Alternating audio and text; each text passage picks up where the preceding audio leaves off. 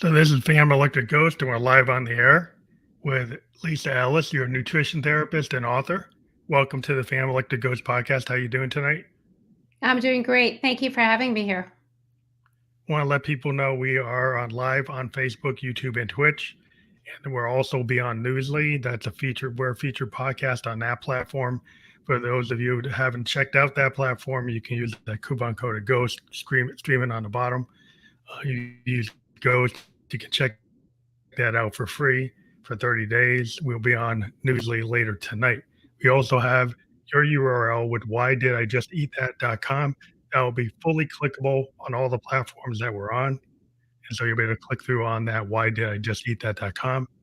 And a couple of questions we always ask anybody before we get into the heart of the interview is what motivates you and why do you do what you do? What motivates me? I really like to help other people. It feeds my soul. I did my training in an eating disorder center and kind of fell in love with that population. And so I've just been working with them ever since. That's interesting. It's good to be, do what you feel you have a passion for.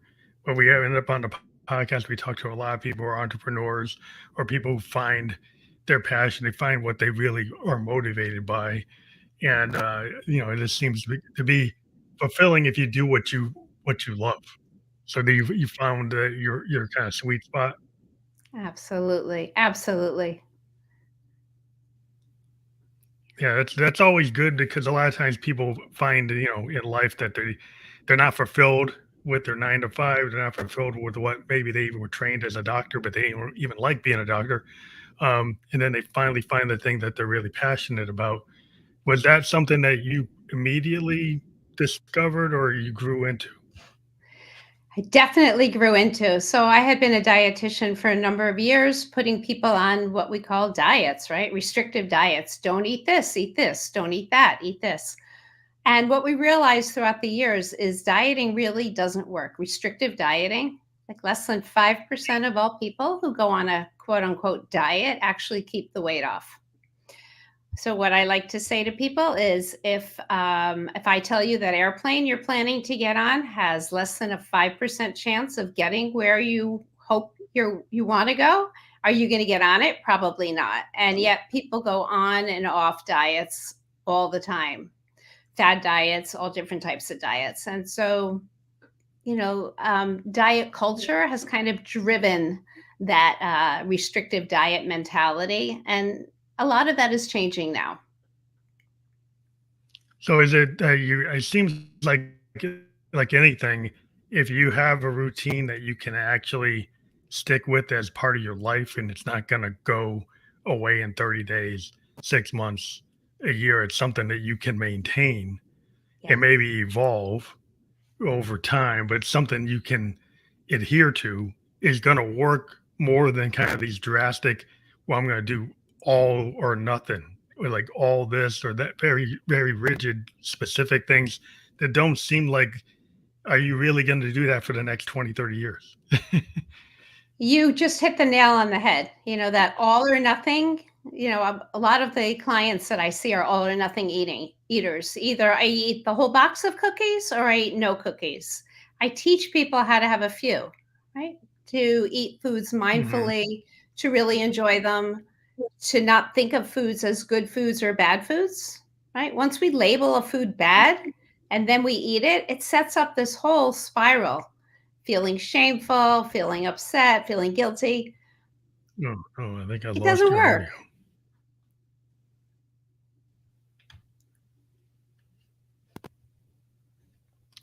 I think you lost your audio for a second. Let me see. That's not good. I lost. No, you're back. You dropped out for a second. Oh, So maybe repeat what you just said, because for some reason your mic dropped. oh, okay. Can you hear me now? Oh, good. Yeah. Okay. So you hit the nail on the head when you said kind of all or nothing eating, right? When people think of foods as good foods and bad foods, it sets up a dynamic.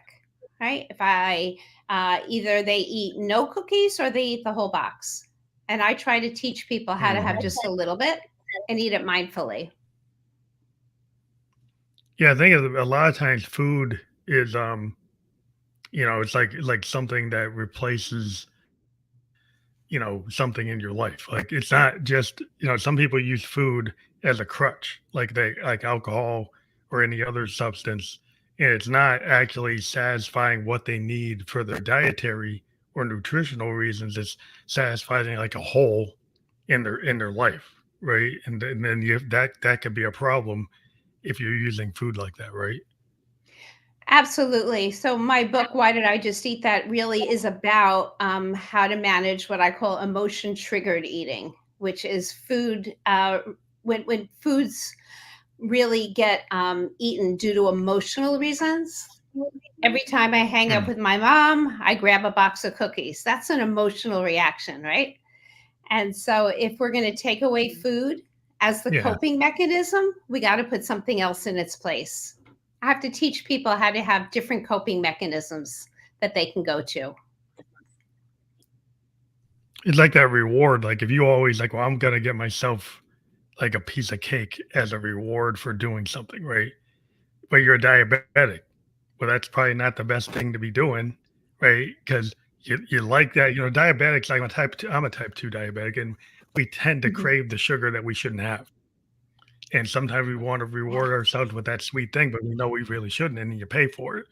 And so then, like, how do you start to have to train yourself? I got to find a different reward. I have to find a different way, or I have to like, why do I need the reward? Right? Is that where you have to actually look in the mirror and figure, why am I doing that? absolutely. Absolutely. The first thing is to figure out, are you really hungry? Right? If you're going to go for food, am I really hungry? So that's number one, the first question. The second question I like to have people ask themselves is, what is it I need right now?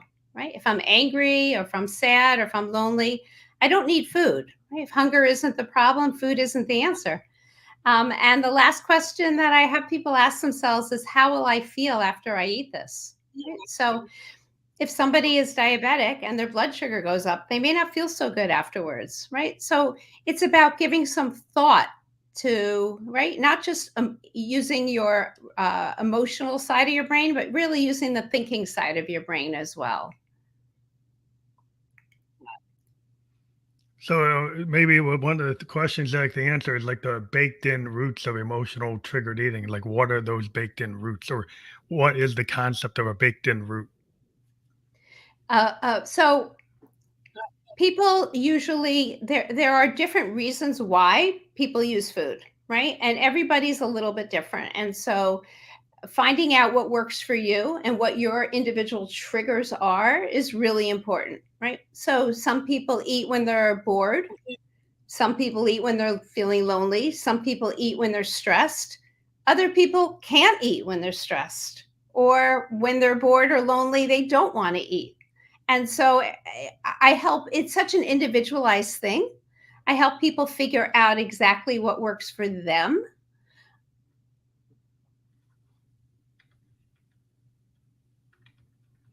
It seems I lost your signal again. I don't know what's going on.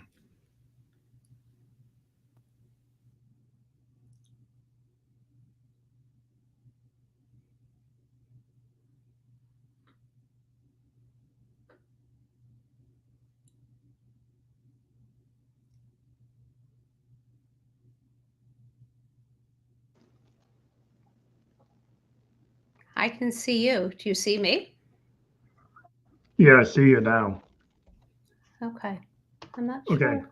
Yeah, for some reason we're getting a bad signal. It keeps on dropping off, so I lost what you just said. Um, okay. But I know we were talking about baked in eating patterns, and then it dropped right in the middle of your answer. Okay. Yes. So different individuals respond differently, right? When some people feel stressed, they use food, they overeat. When other people feel stressed, they can't eat. When some people feel lonely or anxious, they use food. Other people don't use food or can't eat. So helping each person figure out kind of what their individual triggers are, and how they can work around them is really important. Yeah, I think that's very important to understand that.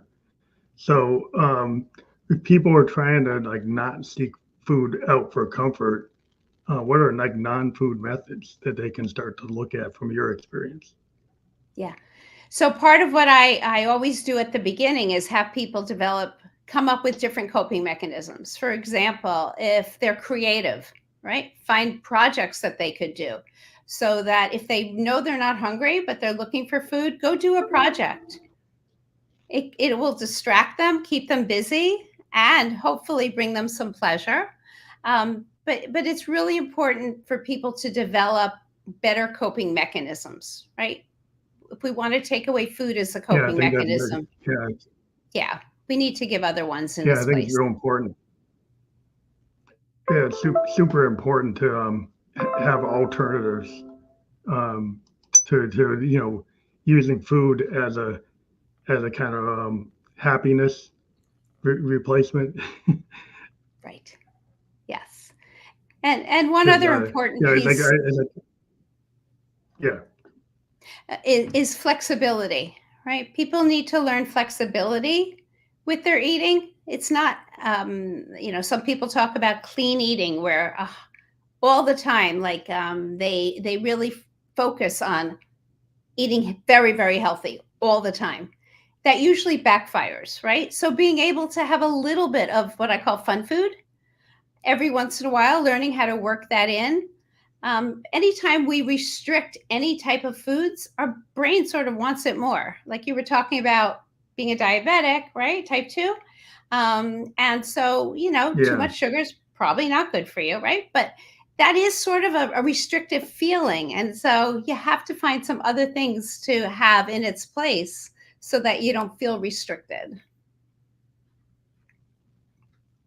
I think yeah, a lot of times like you might have is it if you look at people's history, is it something from like childhood? Is it really early that people get the habits of like maybe using the like why am I eating this food? Does it go back to their childhood? Or does it happen at different points in life? Is it more common types of experiences in that? Yeah, that's an interesting question. So I had a client who was trying to figure out why she liked to have milk and cookies at night. And the more we talked about it, the more she realized whenever she got upset, her mom would bring her milk and cookies and sit there with her. And so she developed that as kind of a soothing coping mechanism. And once she realized where it came from, she was able to break that association and realize that she didn't really need those cookies and milk at night after all. So, yes, a lot of it is from our childhood. Is it a lot of it? I guess a lot of times we people find that they have like imposter syndrome or they had like a traumatic experience as a kid, and is it kind of tied to those kind of concepts? So, a lot of people, especially youngsters, don't have a lot of options, right? They don't have a lot of coping mechanisms available to them. They can't be rude to an adult. They can't, not go to school if school's hard. Like they're so limited in what they can do. And so one thing that kids can do is they can control what they eat. Um, you can put food in front of a child, but you can't make them eat it. And also, Hmm. if kids are using food as a coping mechanism, sometimes they'll sneak food. They'll try to get it in ways because sometimes adults will try to limit them.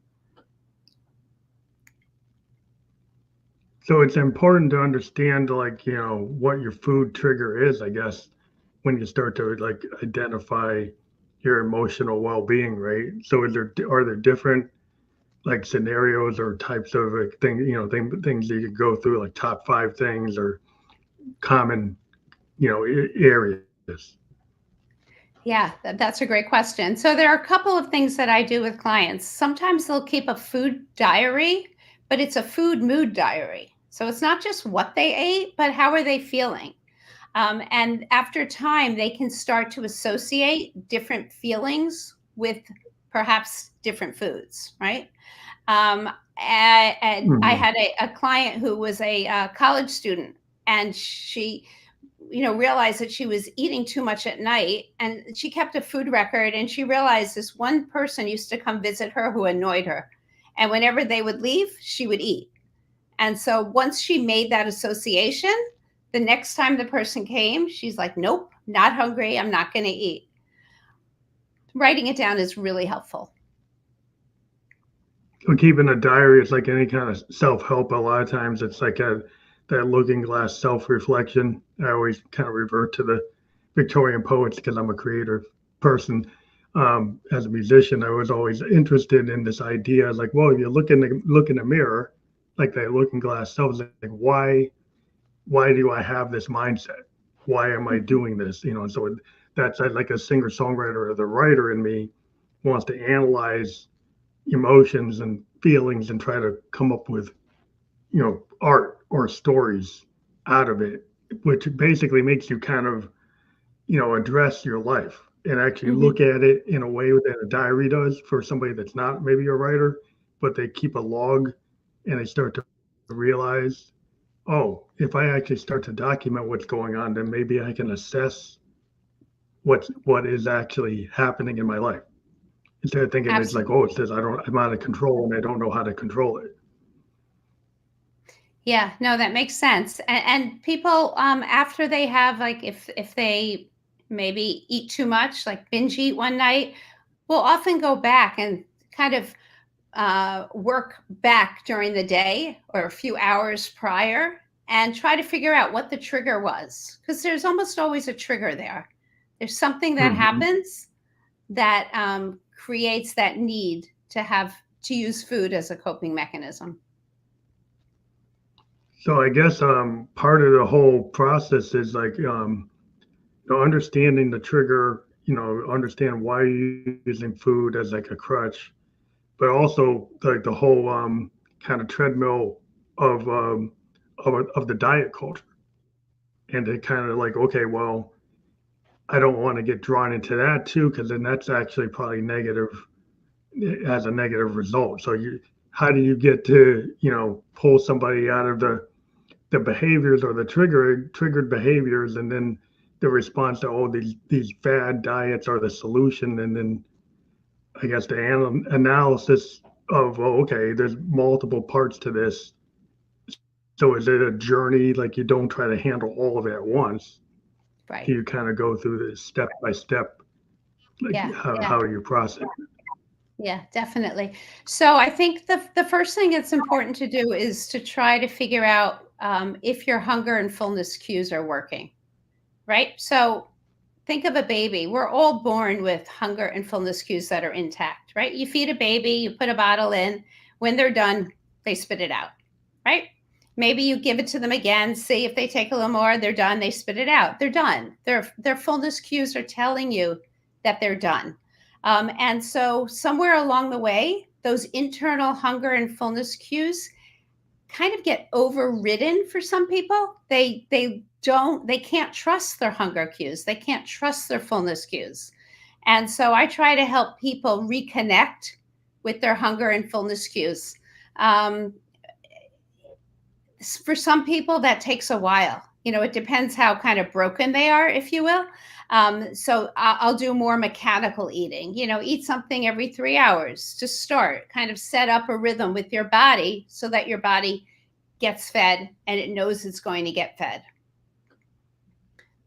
Do you find with people who are, doing like eating more than they need to because of the emotional eating, that they're not on a schedule, that they're kind of all over the map, and getting them on to breakfast, lunch, dinner, maybe a snack at certain times, but having a more regular schedule? Is that kind of maybe that's what's broken initially, but I don't know. Maybe you can talk about that. Yeah, that can be really helpful. A lot of overeating actually starts with restriction, right? So perfect example is Thanksgiving. People will say to me, oh, I'm not going to have any breakfast. I'm not going to have any lunch. I'm going to save my appetite. So they walk in there starving. They're over hungry, right? It's a really hard job to stop eating when you're just comfortably full, when your body is so over hungry. It's like a survival mechanism left over from the caveman days, right? It was feast, famine, feast, famine. Mm. And so it's really important to not restrict prior, right? Eat.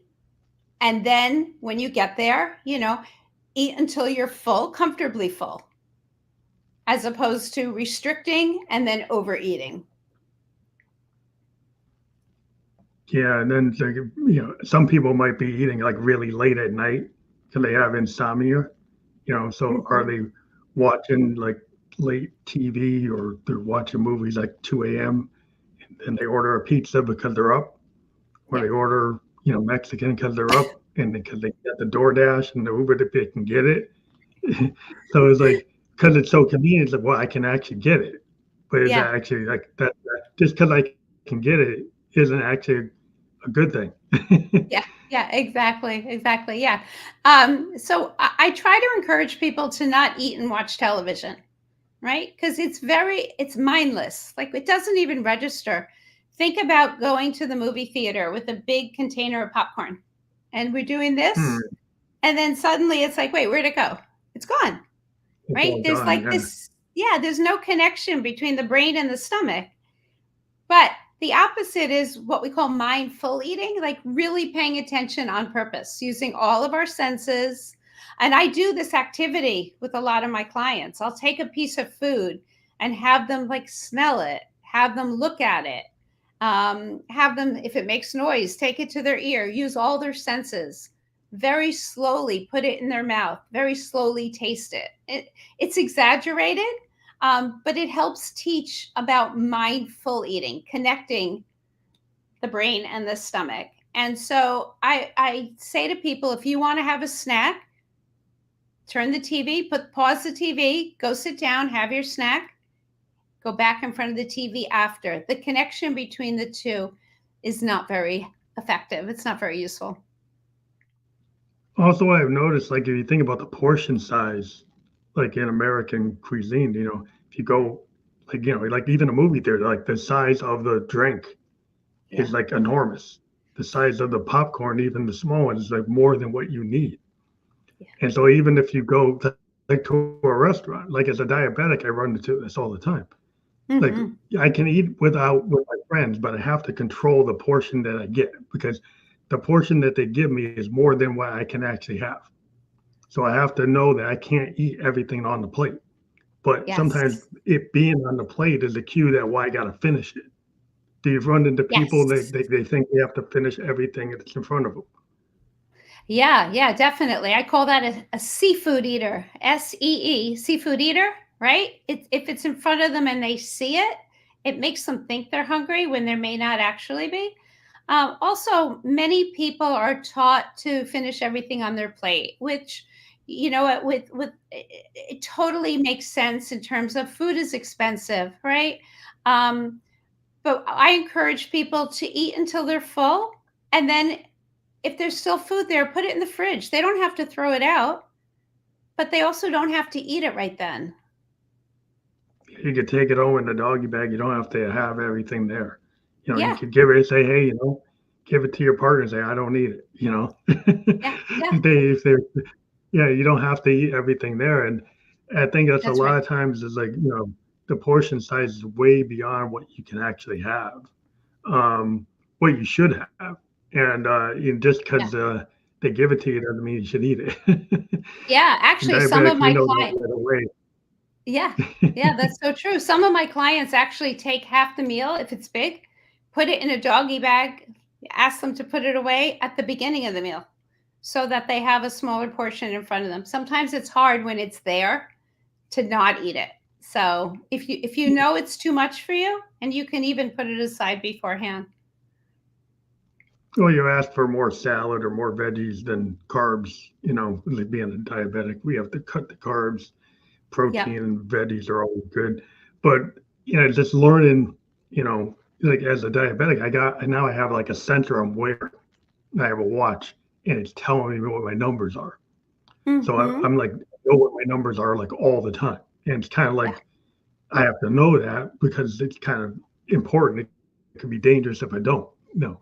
But an average person may not have that kind of glucose meter, continuous glucose meter that's telling them, oh, I actually took too much in. sure. Diabetic, we know we might not feel good. We can see the number on our meter, but like teaching a person that doesn't have that tool to know that, oh, how do you like recognize that you've actually gone overboard? Yeah, yeah. No, that's true. It's also important the combining a protein. Like if we have carbohydrate, it's really important to have protein in there, right? Protein keeps the blood sugar more stable. And so, it's not only how much you're eating, it's also what you're eating, right? So making sure Mhm. that you're balancing things, right? So, sitting down to a big bowl of pasta, right, with without any protein in it is probably going to raise your blood sugar more than if you have a piece of chicken and a little side dish of a carbohydrate.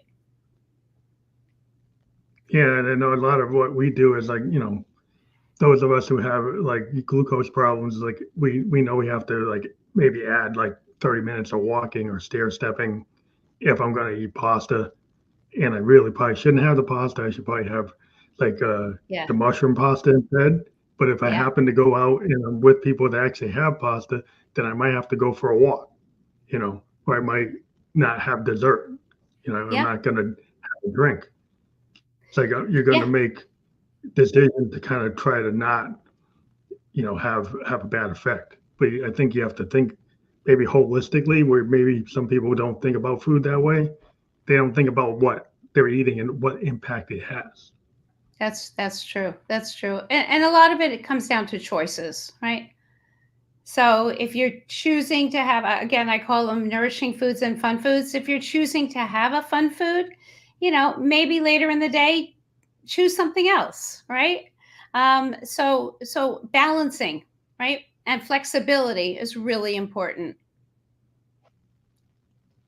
So it's having a strategy for how you're going to handle food in your life.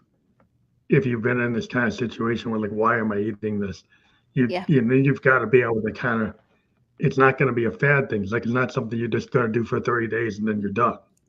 So right. how do you get those healthy habits to be part of your remapping your brain to realize like this is something I need to continue?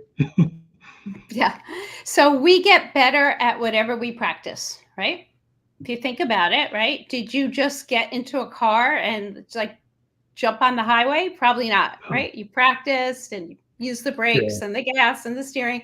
It's the same thing with the more we practice that balance. And I usually say like 80-20, 80% nourishing foods, 20% fun foods. The more we practice that balance, the better at it that we get, right? And if we ask ourselves, all right, am I hungry? Do I need this? Right? What is it I need right now? How will I feel after I eat this? That helps the thinking part of our brain get in there so that we can make better decisions. We're not reacting. But also it's probably kind of like I remember like, Schoolhouse Rock and the old cartoons. They used to have the food pyramid.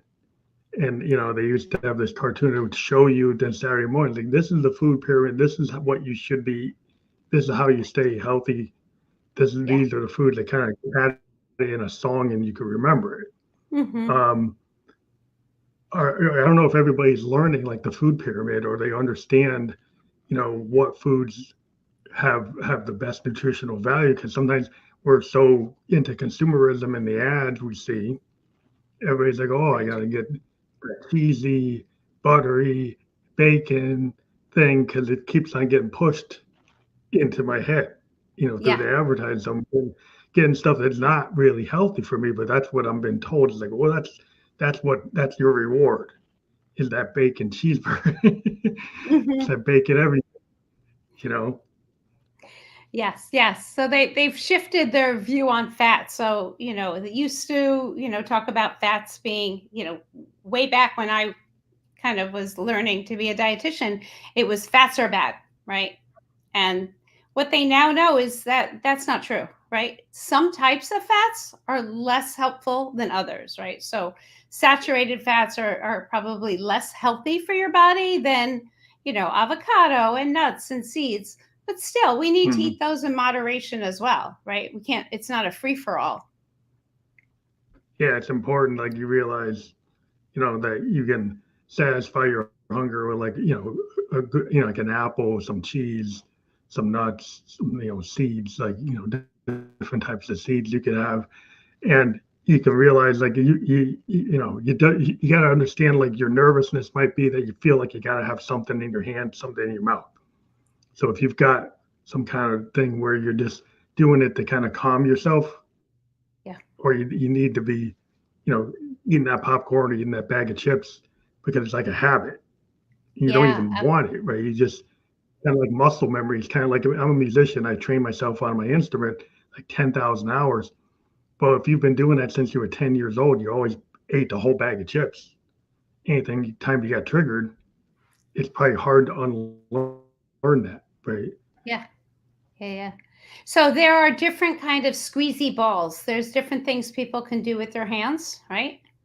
Like they have like putties and things like that. And sometimes I suggest to people they get some beads, put them in the putty, and kind of like try to dig in there for the beads and use your hands. And again, if hunger isn't the problem, food isn't the answer. So trying to figure out, what they could do to manage whatever emotion it is that they're having right then.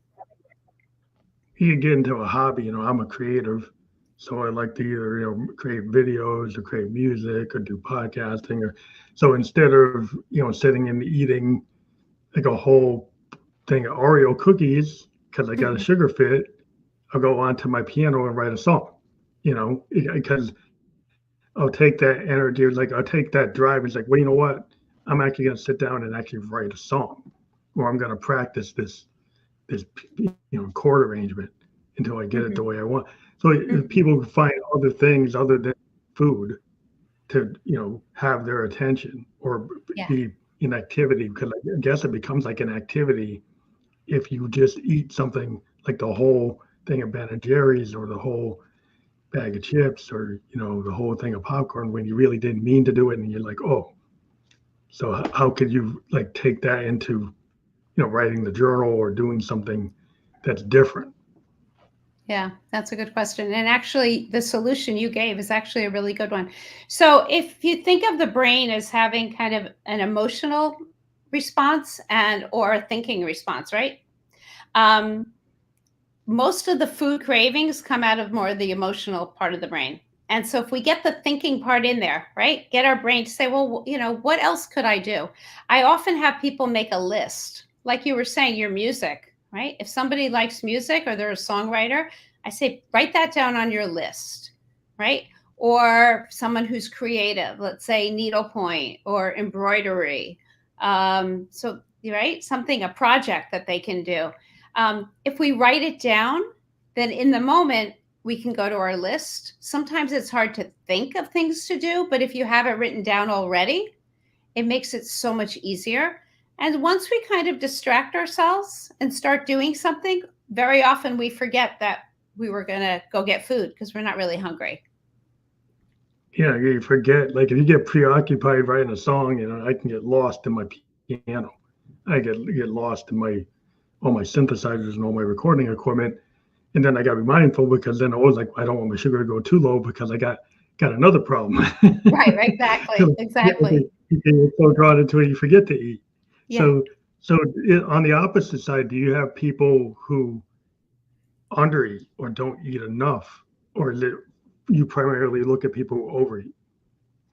I work with all different types of eating issues. So some people don't eat enough, right? They restrict, right, on purpose, right? So that for some people it's a sense of control, right? For some people it's their way of kind of communicating to people in their family. Like if the communication, if they don't have great communication skills, eating or not eating becomes a way of communicating.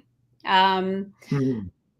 And once people start losing weight and it goes into a spiral, right? Their brain gets underfed. It's hard for them to think clearly. So we have to, make sure that we give them enough nutrients to get them to the place where their brain can think clearly again. That's interesting because I read about, tragedy of Karen Carpenter, and it seemed like there was a lot of, if you read about her documentary, there was a lot of issues with her family, like her relationship with her mother. Like it's Yeah. been documented that there was like a problem there that kind of cascaded into her anorexia. So it seems like sometimes, those issues, emotional issues, or the relationship issues, can trigger the eating issues, which we've been kind of Yeah. implying through the whole podcast. Yeah. I mean, it definitely can. That's one scenario. Also, eating disorders, if we're talking about true eating disorders, there's often a genetic link to it. So sometimes you'll look back and you'll see it in other family members. There's a saying that's used, which is that the genetics loads the gun, the environment pulls the trigger. In other words, Mm. you can have several siblings in a family and only one of them develops an eating disorder. And that has to do with some type of a social or environmental trigger that happens, but they all have the genetic underpinnings. Yeah, different things could apply in a family, like different people's their the diseases or the issues that happen could present themselves in different ways. Somebody could get into an eating disorder, and then the brother could be a gambling addict, Yeah. or go into alcoholism or some other addiction. Might not be the same thing, but it seems like it's in the same space because they have the same tendency to maybe fall into that trap. So usually these things are kind of what's underneath them is anxiety, right? And so, we don't choose, and we don't choose how our brain is wired. We don't get to choose that any more than we get to choose our hair color, our eye color, whether we're left-handed or right-handed. Like these things are chosen for us. We also don't get to choose how our brain is wired. And so if there's alcoholism in the family, right, there's a better chance that somebody who's dealing with anxiety may use alcohol as a way to self-soothe, right? If there's eating disorders in the family, that may be the way, and it's not their choice. Like people don't choose to have Hmm. an eating disorder. People don't choose to typically be, deal with whatever they deal with. It's sort of chosen for them. There's a biological piece to it, but that doesn't mean you can't work with it. That doesn't mean a lot of people recover from eating disorders. Many, many, many, right? Many people through programs and abstinence are able to manage alcoholism. So just because somebody has the kind of the genetics doesn't mean that they're going to have to deal with it. Yeah, it's like anything. I mean, like my diabetes runs in my family, going back to my great grandparents, and Mhm. everybody's had to kind of deal with it.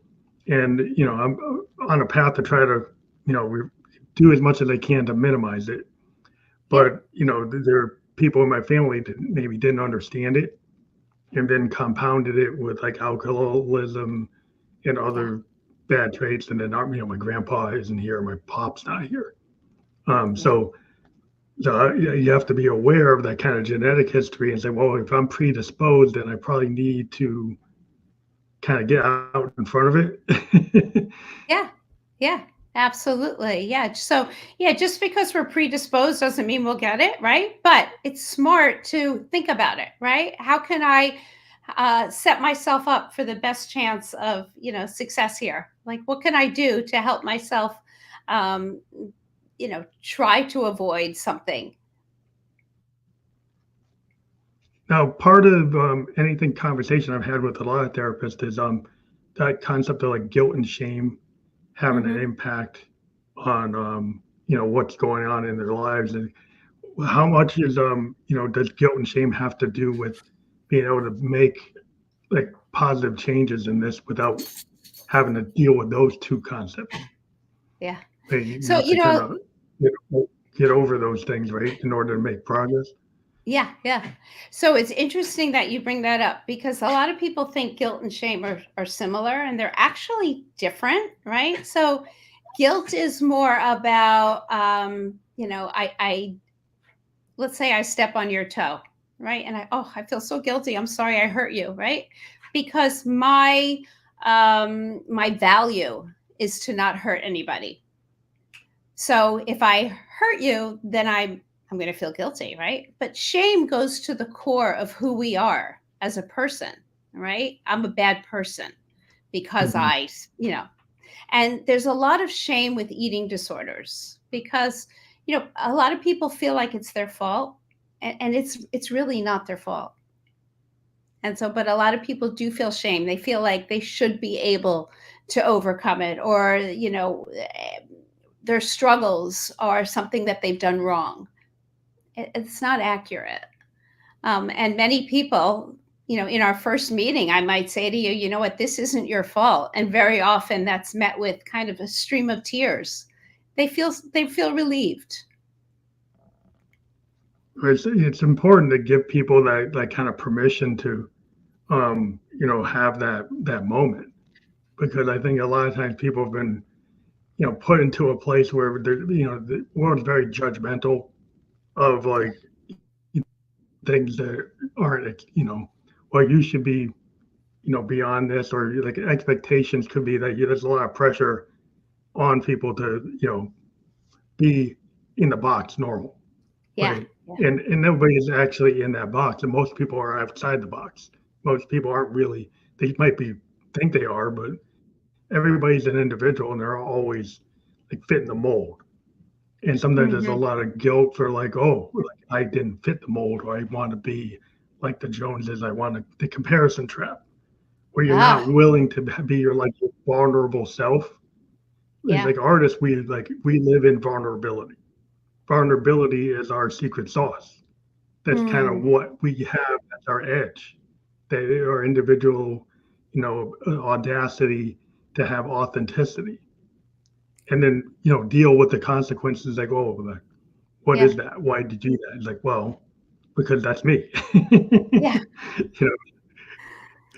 Yeah, you bring up a good point though. A lot of people, there's a lot of self-judgment as well, right? And people, it's a choice how we look at ourselves, right? If we do something, let's say, I don't know, let's say we say something and afterwards we think, oh, why did I say that, right? Everybody does that. Everybody makes mistakes. That's why there's erasers on pencils, right? And so I encourage people to be kind to themselves and say, okay, I made a mistake. It seemed like a good idea at the time, right? Otherwise, I wouldn't have done it. And move on. Don't beat yourself up. A lot of people beat themselves up and they compare themselves to other people, right? And Well, comparison is the thief of joy. Yeah. mistakes are like the core of creativity, right? What we call like the happy accident is another way for saying a mistake without actually giving it a negative connotation. In music, like the unplanned like concept, like there's no bad note, there's only an opportunity, right? So if you're Right. in a band and you hit the wrong note for the composition, and the rest of the band actually takes that note and evolves the song based on that note that was not expected, but they don't stop, right? They don't stop the song. They actually go with it and take the song in that key, which had not Hmm. been expected, but you go with it, like a jazz fusion band or an experimental band. They're more willing to say, "Oh, that's fine. Let's go that way." Where somebody was more traditional, like, "Well, if that's not on the bar, that's not on the page, then we got to stop the whole thing and start it again." And Right. I'm kind of in the mindset that if there's no bad note, there's an opportunity. I don't have to stop it. I can Yeah. actually continue the song, and you wouldn't even know we made a mistake. Yeah. Yeah. Absolutely. And that goes along with flexibility. a lot of people who struggle with eating disorders and, are more perfectionistic, right? Which is the opposite. It's very rigid. And, they Yeah, set unrealistic expectations for themselves. well, perfection is really a trap, because you're never going to hit it. And so you're That's always right. going to get disappointed. Where if you just say, Exactly. well, I'm going to give it my try, the best try, and it's deal with the results, you'll find that, like, and I find, like, in all art, the imperfections are like Yeah, what makes a painting beautiful, because like that point in time, painting brush, the brush stroke, that's a point in time you might not be able to recapture that, and that's what it is at that moment. And that in that's right. itself can be beautiful, but a lot of people want to be able to replicate that moment exactly all the time in that same sequence, and then they get caught in that they'll probably never hit it again, and then they'll be very depressed because they That's can't right. hit it again. That's right. That's right. It's so unrealistic, right? Perfectionism is unrealistic. So I encourage people to have good enough thinking, right? Can you do it good enough? That's But a I lot think of that times, builds you know, self-kindness. yeah, if you can, like, it's like the self love is where you start. If you have a lot of self loathing, you're probably not going to be a happy camper. You're not going to be somebody like the law of attraction if you're always in that kind of space. Yeah. Well, then it's going to be like storm clouds around again. Most people probably don't want to be around that stormy situation. And then you're Right. like, well, you're kind of creating the environment that's setting it up. So if you can start to realize the win you can have, like, oh, I got up today and it could be a good day, instead of saying, I got it's going to be a terrible day. Yes. Thinking about what the little wins that you can make instead of the Mm-hmm. things that you didn't hit. Like, Mm-hmm. it's Yep. so much emphasis on what you didn't hit or what goal you missed, and then you get depressed because you're focusing just on those negative things rather than any of the Yeah. positive things that you could have actually accomplished get thrown away. Is not That's mattering. so spot on. That's so true. I'll often have people say, well, I managed this and this and this, but then I failed. I did whatever, and I said, but look what you did do. Focus on what you did do, what you can do. Um, Not where everyone struggles sometimes, right? So a lot of it is a choice. How we look at things is a choice. It's kind of like if you're on the diet kind of scenario we were talking about. The problem with like the diet is like it's so rigid, and then you get off the wagon like, oh, you missed it because you didn't only eat group X. You went and ate something from group A, Right. and now like you failed it. So then now like you're kind of back to square one. Where if you're more okay, here's a goal that I shouldn't eat the whole box of cookies. Right. And 99% of the time, I'm not eating a box of cookies, but one day I fell off the wagon, and like you feel bad, but like now you don't go and eat the whole box every day just That's because right. you went off one time. That's right. That's right. Exactly. Exactly. Yeah. And kind of taking a step back and looking at it, right? Well, this is what I did do, and this is what I can do, right? We build on our successes. And so the more successes we have, the more we can build upon them. I also think the root of so many eating issues, and I said this a little bit before, is about when people think of food as good or bad, right? When they label it good or bad. So one of my favorite tricks that I do with people, and usually in my first meeting, is I'll say, "What's your definition of a good food?" Right? And they'll say, carrots or oranges or apples. I'm like, okay, and what's your definition of a bad food? And they'll say, oh, cookies or ice cream or cake. And with that, I pull up some photos, right? And one photo is a rotten lime. One photo is a moldy piece of bread, right? And so I say to them, this is my definition of a bad food, right? It's something moldy, something rotten, something sour, something stale. Those are bad foods. The other stuff is just foods, and learning how to be okay, and have a little bit of it here and there is really, in my opinion, the secret to long-term, well-balanced eating. It's like that balance. It's like, and I'm a Buddhist, but there's like idea in Buddhism is like there's a balance in life. And like a lot of times, if you go to any extreme on the polar sides of things, then you're gonna be like out of balance. So if you can have something and you look at it, it's like, yeah, there's no real good or bad food other than like this rotten food as you described, something that went bad or some, then he's like, well, yeah, moderation is like the key. The balance Yeah. is like the source of like trying to be in alignment with like the universe. It's like Yeah. if in music we have like dissonance, we have noise, and we have harmony, right? So in a song, I could have a dissonant part, I could have a noisy part, and then I have a harmonious part.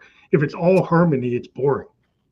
Like if there's no build up, if there's no other aspect, it can be boring. So like just having harmony all the time isn't necessarily the right balance. Sometimes you Yep. might want something to be a little noisy or distorted or discordant or jarring because it's actually part of the experience. And so balance is like understanding that all those things in the on the scale, and it's just not going to one or the other too much. Yeah. I never realized how much music and food could have in common, right? Because what you're saying, it really does mirror what I'm saying. So, yeah. Yeah, I try to find the parallels. That's my thing Yeah. as a creator is like, how can I find musical parallels to other like concepts?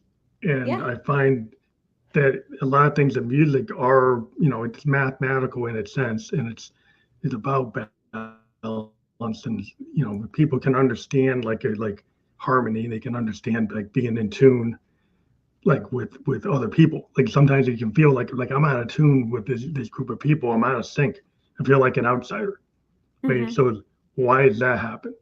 And so once you start to recognize like you can have a vibe, you go into a room, you feel like, why is there a bad vibe? Because like you're kind of out of tune, you're not in sync with what's going on, you're kind of not, you don't have like that basically an understanding, situational awareness. Hmm. And you can Hmm. have that like at a microcosm and a macrocosm. Like you have situational awareness within your own self and body. And maybe what we're talking about, like while you're eating too much, is because you don't have a good situational awareness for your own inner self, for your own body. You're not aware. And then you might also have you might be out of sync with the greater society too. And so once you get yourself more in sync, you might find yourself more in sync with the outer world too. Yeah. No, that makes sense. That makes sense. And I think that diet culture has made it so hard for people, right? People think that if they just diet enough, they could be in a tiny body, right? They can be in this ideal size body. And the truth is that bodies are genetically kind of predetermined, right? Some people are, have a smaller stature. Some people have a taller stature, right? Some people belong in an extremely tiny body. Some people belong in a larger body because genetics, and there's just so many factors, right? We're not all coming from the same Yeah. mold. Yeah. The problem with like the influencer culture, like it really does affect a lot of young people. Is you get these people and you don't even know. It's like, is that Photoshop? Is that Yeah. influencer on like social media? Is that a real person, or is that AI enhanced? Is that Yeah. photoshopped? And so, and even if they like this person is kind of extreme, you know, they're being put up as the example for all the Yeah. young people, and I'm like, they might not be the right example. It could be like somebody, a guy that's got six pack abs, and he's kind of real built up, but it's not really built for his frame, and he might be using steroids or something. It's not really doable for everybody. Yeah. But that is put up as the paradigm. And so then people might go and do things that are not really healthy to appear healthy. Yes, that is so true. And I think social media, especially for kids and adolescents, people, compare themselves. They compare how they feel on the inside with how someone looks on the outside. right? That's a lose-lose proposition, right? You're never going to feel good about yourself because you know how you feel inside, right? And you're looking at someone's exterior. You don't know what's going on inside of their brain, right? You don't know how they feel inside. So, helping, youngsters kind of understand that, it's tricky.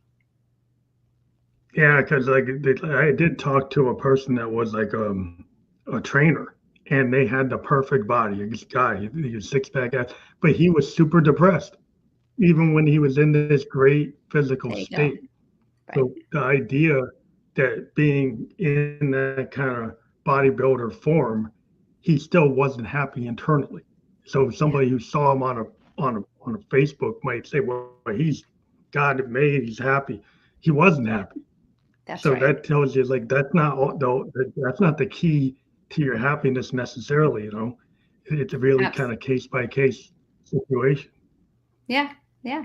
And also learning, look, most people, the majority of people don't have the perfect body, right? We all have a part of our body. Oh, I wish this were different. I wish that were different. So, but can you develop some kindness towards it, right? So your legs may not be the shape that you're hoping they would be, but they show up for you. They take you from place to place. Like, can you accept them as they are? And self-kindness, it's so crucial. Well, I find like once you accept yourself, then the world starts to accept you. Like once you're willing to be your true like individual, like vulnerable, authentic self, that you find your crowd, your tribe. Like I found that like if you're willing to be authentic, then other people will be kind of influenced by that, and then they'll show Hmm. you themselves too, and then you'll Yeah. find that you actually aren't the only one that feels that Hmm. way or acts that way. That Hmm. because you're willing to be real or be you, that other people will feel like, well, they have permission to do that too, and then it just feels more comfortable when you're around people who aren't put on airs or have a mask. Not everybody wears a mask at some level, but the minimize it as much as possible. Absolutely. That makes perfect sense. But if I wanted to mention your URL because we're getting near the end of the show. But why did I just eat that.com? If people click on that, what happens? What? How do they get introduced to everything that you're about there? Yeah. So that's the name of my book. Why did I just eat that? So it takes them to my book website, which explains a little bit about my book, where it's available, and different resources. It also links to my business account, which is Integrating Nutrition. So they're able to find me either way. Okay, so that's your book, and so that's out everywhere, like Amazon, bookstores everywhere. Yeah. Yeah, absolutely. We And do that was a encourage labor of love. everybody. We do encourage everyone who listens or watches the podcast to actually click through on the URL, which will be clickable, so that you can check out your book. And like, why did I just eat that.com? That's fully clickable. Not right now, but anywhere the podcast is actually published. And I Mhm. want to thank you again for being a guest on the Family Like the Ghost podcast. We are live right now on Twitch, Facebook, and YouTube. We will be on all the major podcast platforms where you can listen to or watch a podcast by tomorrow. But I do appreciate that you were a guest on the show. Thank you so much for having me. Have a great night. You too.